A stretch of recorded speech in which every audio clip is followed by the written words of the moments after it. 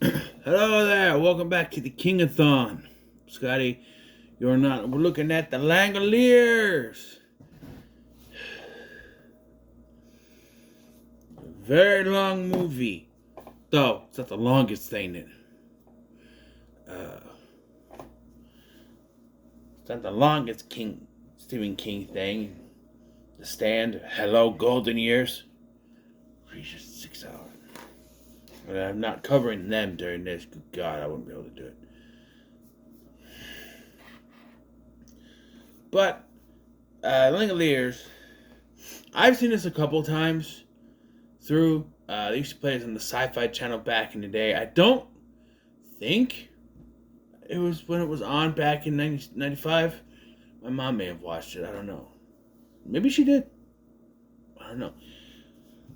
It was aired over a two-night thing because it's a TV series. It's a two-night thing. I always find it weird when the two nights are a Sunday and a Monday. I'm like, that's kind of weird. Saturday and a Sunday would have worked better. Like WWE does it. But like, also you remember back then in '95, you had the Wonderful World of Disney on Saturdays on ABC. So, this was aired on ABC, but it's a CBS DVD. CBS. But yeah, and I always liked this movie or whatever you call it. The two times that I sat through this thing. It's just 3 hours, but you gotta remember, with commercials, it's more.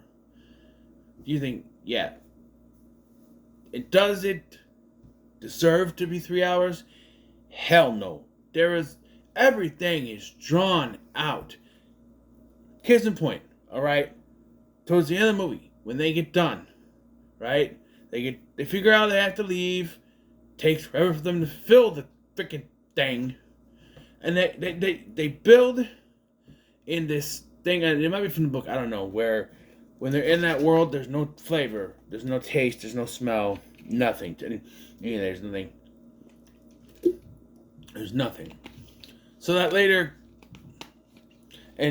but if they're on the plane, it does, but it takes a little while to work. So that makes it take a little bit longer for the gas that they take to get potency. But also, okay, we just got to get out there.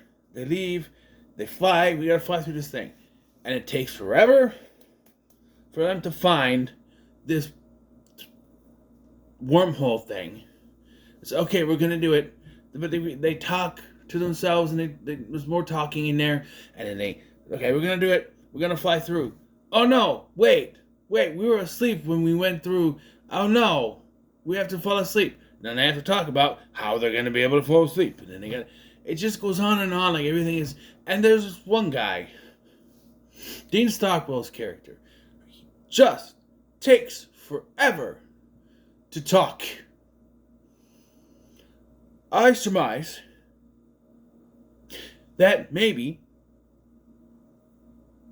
we are stuck in some sort of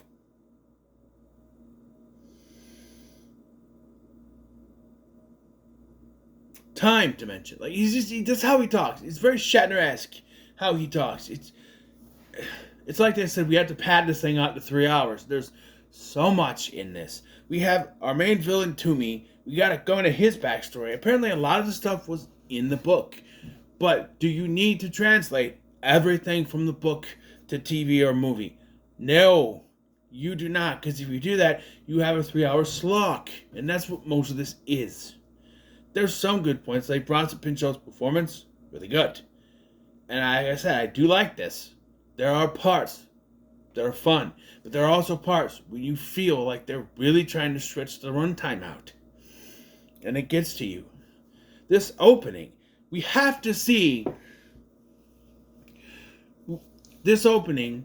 We have to show how every single one of our characters, every single one of our main characters, get on this damn plane. Really? We have to follow every single one of them as they get on this plane? Really? Do we really need to draw it out that far? And then, admittedly, when this thing does happen and there's no one else around, we follow the little girl, the blind girl, Dinah. And it's actually kind of scary because you're blind. You don't know what's going on. Though they already established she has the shinin. Do you want to get sued? She has the shining, which is what every psychic child in this universe has. So she can sense things. She's connected to Toomey for some reason that even with 3 hours of runtime, they can never explain why she's connected to him. She just is. And that's like, they spend a lot of time stretching things out for no reason. But then there's other things you could explain. Why is she connected? Maybe that's not in the books. But make something up. Why is she connected to Toomey? Why is she able to sense him and no one else? What, you know? Well, she senses the Langoliers, which aren't really the Langoliers, but that's what Toomey calls them. I don't know. But Pinchot is giving the best performance of his life. He is the one. Calm down, you're scaring the little girl. Scaring the little girl? Yeah, he's the one that does that line. He's good. But again, even then, alright, I watched a Nostalgia Critics review, but at the same time I started this movie. By the time that was done, they were still on the plane in this movie. Which means within almost a half-hour runtime that review is 27 minutes. Within 27 minutes, they had yet to get on the plane and got on the plane and they got on the plane. This thing happened and they still hadn't gotten off the plane. They're still talking about what happened to the people and how it's like we have to stretch this out so we can't just have them wake up, be disoriented, and get off the plane. No. First of all, we can't show all of them waking up. No. One person at a time, please. Really. Then there is more. Like, we see her wake up. We see David Morse wake up. The blind girl. David Morse wake up, and we see others. And then it's like, oh, we're, you know, what are we going to do? Oh, we don't have a pilot. Luckily, David Morse is a pilot, so he's going to fly us. Cool. No, we can't go to Boston. We got to go to Bangor, Maine. Oh, Mr. Toomey doesn't want to go to Maine. We have to argue about that. And then we finally land. Then we take forever to get off the goddamn plane. It's just so stretched out. You could have done this in 2 hours, right? But instead, it's 2 nights, 2 parts. There were probably 2 hours with commercials. And why? Because Stephen King did very good back in 1990. And I know that this all started with Salem's Lot. You know, I know that back in 78. But it was the one that kind of went, hey, that did really good. So let's do more. We can adapt everything. This does not need to be 3 hours. It really doesn't. Everything seems very stretched. And I'm watching the scene right now where they're going through the portal. Why couldn't they just go through the portal? Why is it taking so long for this goddamn plane to go through the portal? Go through the portal! It's just stretched out. Right? It is. Because it has to be a 3-hour thing. That's why. Because ABC ordered a TV miniseries. It's got to be a TV miniseries. Got to be almost 3 hours long.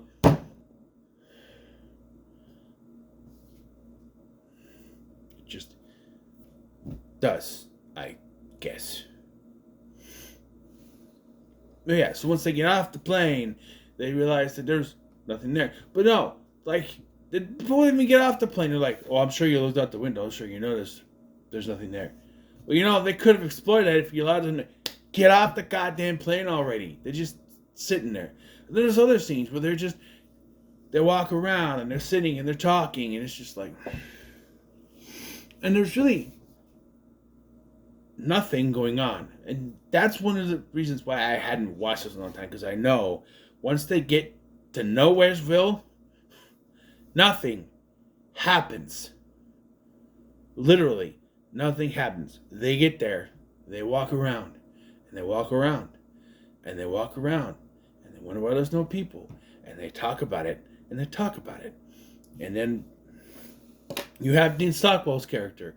And while people try to surmise what's going on, he always shuts them down. Like I have my own thoughts. I have my thoughts. And he goes, wrong thoughts. Wrong theories. Like, every time someone tries to put something out there, he's like, no, you're wrong. That's not it at all. You're wrong. How do you know, sir? How do you know? Can you tell us without sounding like William Shatner? No? Okay. There are 2 cameos in this movie that are fun. The director, Tom Holland, not that one. The director, Tom Holland, who did this, and Thinner, which I just did before, which I didn't realize. I didn't put that two together. He did Child's Play, Fright Night, not the Frighteners. Fright Night. He did that. So, like, yeah. He is, so the British guy who is the British guy. He's an MI6 operative. Why that's a thing in this movie, I don't know. Who's on the plane to go to Boston to kill some politician or something. And Tom Holland is his case handler or whatever. Basically, his M or something. But Tom Holland is noticeably not British. Before you say, yes, he is. Not Spider-Man, the other one. The director, Tom Holland, is not British. Okay? But then you have David Morse's character, whose wife died in a car accident. Is that why he's on the plane? Was they already going on the plane? I don't know. And then you have Toomey, Bronson Pinchot's character, who has to get to a very important meeting in Boston that he stresses throughout the entire movie in a very cheesy way. Yeah, and he becomes the villain of this movie. As we see backstory, he was abused by his daddy, so he was told that little creatures live in your closet called Langoliers. They'll come after lazy people if they're lazy or whatever. His dad was really abusive because it's like Toomey comes home with an A-, and the dad somehow thinks that's not good enough. Tell you what, if I came home with A-, I'd get parties and parties and parties probably. You know? Showered with gifts. Probably not showered with gifts, but you know what I mean. But like, an A- is bad. No, like I said, the little girl has like a psychic connection to him for some reason somehow. And like, apparently he sees everyone as monsters, and that's never really explained. He just does. It's not a product of his abuse. And what's also not explained is why he goes nuts to begin with. Because he seems sort of normal when he gets on there, one of those annoying guys that's on a flight or something that you don't want to deal with. That sort of thing. But as he goes on and on in the movie, he becomes more disheveled and more cuckoo in the head. And I don't know. By the time the movie ends, he's completely lost it. And it never really feels like it earned it. Like, how did it become that way? Why how did he go cuckoo? You know, the whole thing. So I don't know. But there's a point where the little girl, like, first of all, so they see that certain things don't work. The soda has no flavor. The beer has no flavor. Matches don't work, except for the one girl's matches, because she brought them from the plane. And so they're trying to surmise that. Toomey gets a hold of a gun, and it doesn't work. He tries to shoot Albert, the nerd guy. It doesn't work. And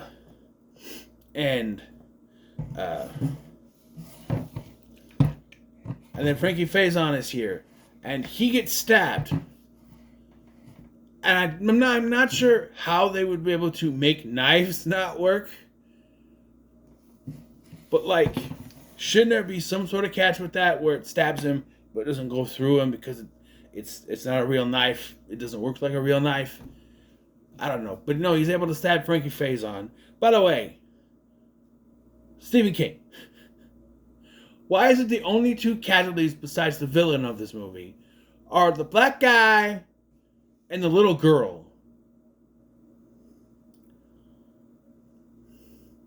I mean, it's a Stephen King story, so the black person's gonna die, you know, Dick Hallorann in The Shining and something like that. But, like, the little girl? Killing the little girl? Why would you do that? Because Toomey stabs her for some reason, but she's still able to use her psychic abilities. That, by the way, there's this one scene where she looks out, she can sense the Langoliers, and she goes, they're getting closer. And I'm like, well, why did you take your sunglasses off? You're blind. You are blind. You can't see them. Why did you do this? It's like when people who wear glasses movies, they go, why do you do that? You now cannot see. Because I've done that. They go like this. Look at things. So we take their shades or whatever. But like Ian Malcolm in Jurassic Park does that. He goes, wouldn't that make your sight worse? I guess he has shades, doesn't he? He does have regular glasses too, though. I don't know. But anyway. Yeah. So she keeps saying, don't kill Toomey. He's important. He's important.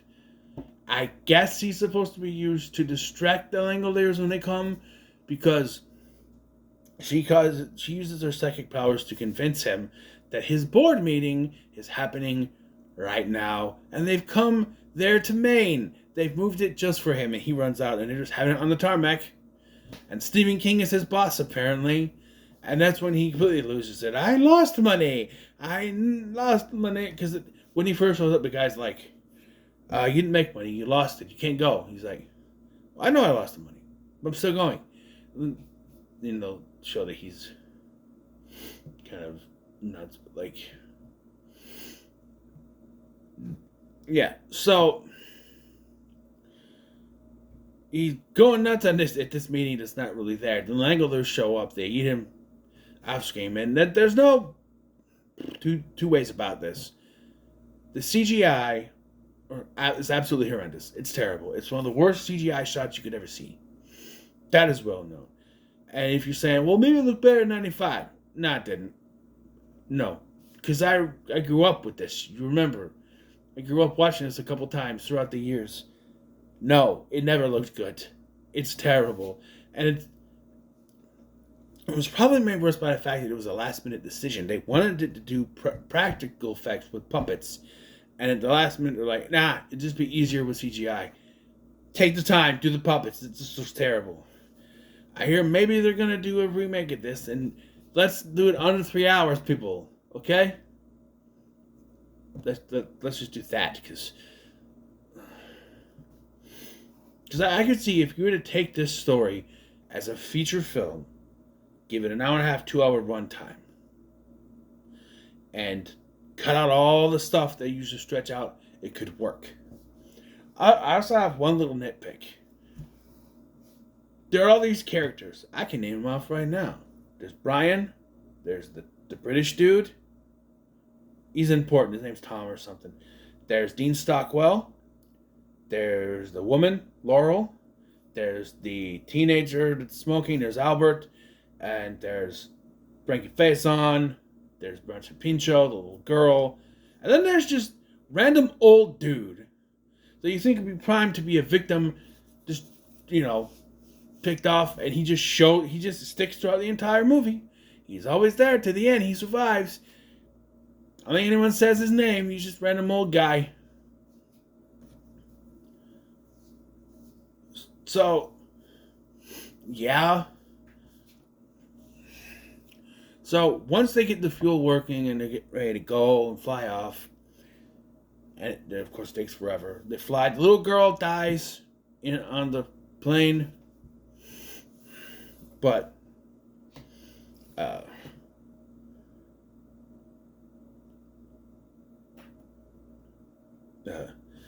then that's when they take forever to do it. But they find the wormhole thing, and they're going to fly through it. But then they realize, oh, wait a minute, we were asleep. This is where it kind of got to me, because at first, the guy who was always saying, no, you guys are all wrong, that everyone was asleep when they flew, and that's why it happened, but not everyone made it for some reason. And then they let it, no, wait, we were all asleep. Not everyone, just us. We were the ones that were asleep and everyone was gone, which means everyone else is fucking dead, apparently.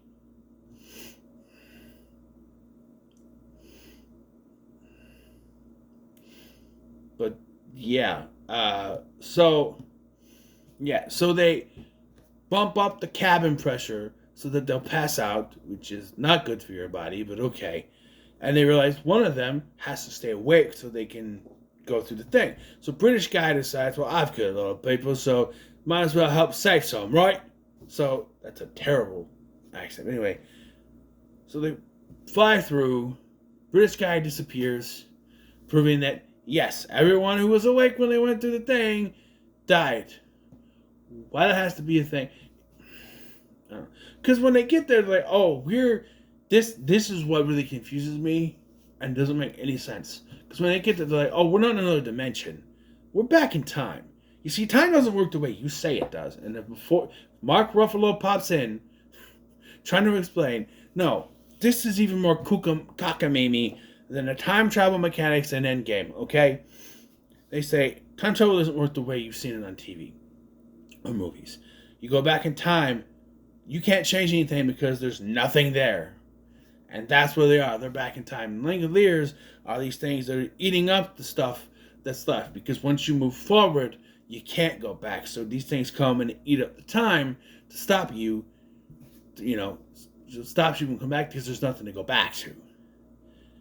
Absolutely fucking stupid, but whatever. Did you say a Laurel production? I don't understand that at all. But whatever. This is probably a product of Stephen King's cocaine use, so what? So they fly through the thing, they get back. But one thing that it doesn't explain is why they had to be asleep for that to work. And why the pilots would just go, hey, let's fly through that thing. Because they say at the beginning of this, there's a aurora borealis in the sky in California where it wouldn't happen. So there's, let's just fly through this. Why would you do that? Why would you fly through a giant vagina in the sky? Oh. Yeah. I guess you see a giant vagina in the sky, you want to see what's in there, right? I don't know. But it just fly... And like... But that's another thing that I just thought of. When they wake up, there's no pilots, which means it was an autopilot. But it was an autopilot, how they're able to turn it... Because they would have to... If it's not autopilot, they wouldn't fly into the wormhole. Someone would have had to have purposely done it. Unless it starts to feel weird and then they put it on autopilot and disappear. I don't know. Well, they make it out, they wake up, they're fine, but everything seems still abandoned. And then they're just a little behind. They're ahead in time, which... And then there's this weird effect where everything just... Okay, so this confuses me then. Because if you're saying you can't go back in time, because nothing will exist at that point, okay, sure. But if you're going forward in time, things would exist, right?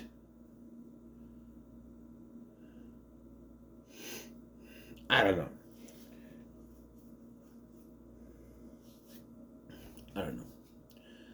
But yeah, everything's happy, everyone's happy, and they go off and they're happy. And 3 people are dead, and one of them was a psychopath, so maybe that's a good thing. But yeah, that's it. End of movie. Everyone's happy now, and yeah. Albert and the one chick are gonna start dating, I guess, and well, the British guy asked Laurel out, but I don't think they're having that date because he's gone now, so... I'll give it a middle of the road because I don't think it's as terrible as people say. People just take one look at the CGI, but you got to realize the CGI is only in a small part of this movie.